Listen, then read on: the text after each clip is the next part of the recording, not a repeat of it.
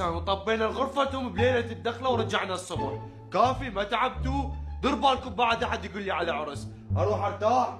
اصلا احنا بعد ما نريدك تجيانا خبلتنا لعبت بينا جولة، واذا تاخرنا شنو يومين رايحين عرس قابل؟ مو ما طلعه انت. حتى وانسى ما تونسنا بالعرس من ورا بابا. هذا ابويا وسوالفه ما يتغير لو بعد 1000 سنة، لازم يخرب الطلعة علينا. ها شلون العرس عجبك؟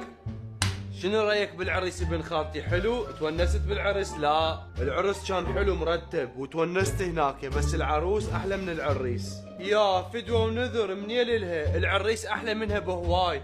هذا هيك ذوقك؟ عد ما وصيك جيب لنا وحده مثلها ما حلوه. يوم دا احكي الحقيقه العروس احلى من العريس بشويه. شوف اقول لك ما تتزوج اذا مو اني اجيب لك العروس، لان اني اعرف اختار لك وحده حلوه احسن منك تطلع لك جهالك حلوين. اي يوم ان شاء الله شو تريدين سوي، اقوم احسن لي.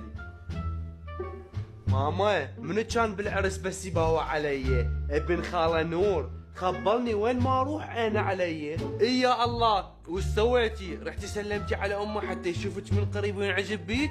لا طبعا، كانوا كوم عالم قاعدين يمها، هو هم موجود. هسه يقولون جدتي عليه، استحي. يباوع عليك يعني يريدك. هسه اسولف للمطيه بالشارع تفتهم. وين تلقين هيك واحد مهندس وعنده شغل وحباب وحلو وبن اوادم ونعرفه ويريد خاطرنا، ضيعت هيك قسمه من ايدك حرامات. ماما ما ادري شلونك انت، شنو اروح اقول له تعال اخطبني عليك الله ما عندي كرامه؟ ما ادري شلون صايره انت.